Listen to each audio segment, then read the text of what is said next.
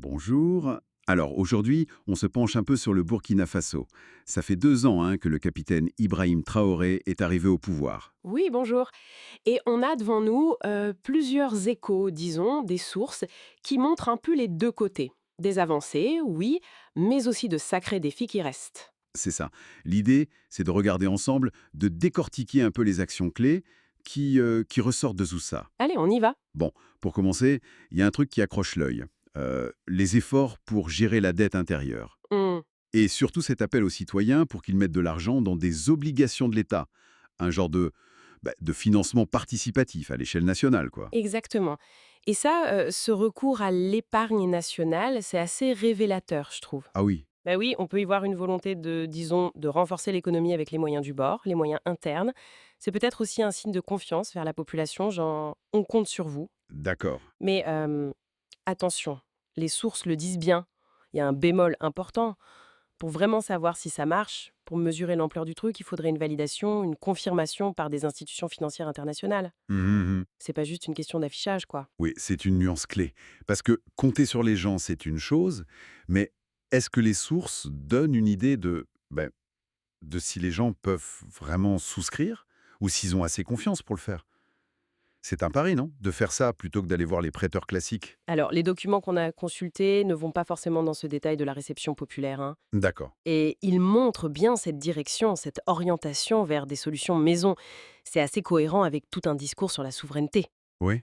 Et le fait de cibler la dette intérieure, c'est aussi parlant. Il s'agit de faire bouger l'argent qui est déjà dans le pays, en fait. Et justement, cette idée de souveraineté, de contrôle national, ça nous amène tout droit à l'or. C'est un secteur vital là-bas. Ah oui, l'or. On parle d'une volonté de l'État de reprendre la main et surtout de tirer plus de bénéfices de l'or. Et il y a ce projet phare, la construction de la toute première raffinerie d'or nationale. Oui, et ça, il faut essayer de voir un peu plus loin que le symbole, parce qu'une raffinerie nationale, bon, si elle tourne bien, ça peut vraiment changer les choses. Comment ça? Bah, au lieu d'exporter l'or brut, qui n'a pas une grosse valeur ajoutée, l'idée, c'est de le traiter sur place, de garder une plus grosse part de la richesse générée. C'est une tentative classique, mais importante, de remonter la chaîne de valeur. D'accord. C'est un enjeu énorme pour plein de pays qui produisent des matières premières. Donc concrètement, l'objectif de cette raffinerie, c'est de moins dépendre des raffineries à l'étranger. Les sources laissent entendre que c'est un pas vers une vraie indépendance économique dans ce secteur. C'est clairement l'intention qui est affichée, oui, dans les documents. Maîtriser la transformation de l'or, ça peut rapporter plus d'argent, c'est sûr, mais c'est aussi stratégique. Hmm. Cela dit, il ne faut pas oublier les défis, qui sont énormes, et mentionnés aussi d'ailleurs. La situation sécuritaire, elle est très instable, surtout dans les zones où il y a de l'or. Oui, bien sûr. Ça peut plomber un projet comme ça. Et puis, il y a le besoin d'avoir les compétences techniques, l'accès au marché pour vendre l'or une fois raffiné. C'est pas simple. Le contexte sécuritaire, c'est vrai, ça reste en toile de fond constamment. Euh, un autre axe qui est mentionné, c'est le développement industriel, la création d'emplois. Oui, On lit que des mesures sont prises pour booster un peu l'industrie locale, même si on nous dit qu'il est trop tôt pour vraiment évaluer l'impact. c'est un objectif assez classique de diversification de l'économie, créer des boulots en dehors de l'agriculture ou de l'extraction minière pure. Voilà. Les textes parlent de renforcer ce tissu industriel, mais ça reste assez vague sur les résultats pour l'instant. Faut dire que développer une industrie, ça prend du temps, ça demande beaucoup d'argent, et encore une fois, il faut un environnement stable. Et c'est peut-être là que ça coince, non? C'est difficile de miser sur l'industrie quand l'économie est fragile et que la sécurité n'est pas là. Les sources le rappellent bien. Tout à fait.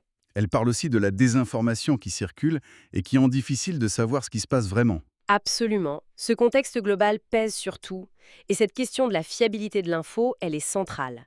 Entre ce qui est annoncé et ce qui se passe sur le terrain, il peut y avoir un fossé. Oui, C'est pour ça qu'on insiste, par exemple, pour la dette, sur le besoin de vérification externe. Il faut lire ces annonces de progrès, mais avec beaucoup de prudence, en gardant en tête ces gros défis. d'accord. Alors si on essaye de résumer un peu tout ça, d'un côté, on voit une volonté politique assez nette dans les documents annés. Oui, Mobiliser les ressources du pays pour la dette, reprendre le contrôle sur l'or avec la raffinerie, essayer de pousser l'industrie locale, tout ça, ça ressemble à une quête d'autonomie, non? c'est ça. Une sorte de pari sur les forces internes, endogènes. Mais de l'autre côté, ces mêmes documents nous rappellent sans cesse les obstacles. L'insécurité qui dure, une économie qui reste quand même très fragile. Hmm. Et ce besoin sur certains points clés comme la finance, d'avoir une confirmation, une validation qui vient de l'extérieur.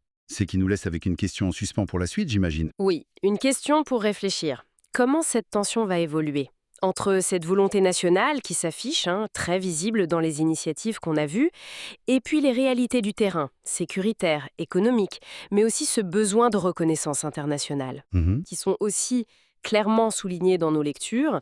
C'est cette dynamique complexe, cet équilibre un peu précaire entre l'ambition qui est dite et les contraintes bien réelles, qui sera sans doute décisive pour la suite, pour la trajectoire du pays.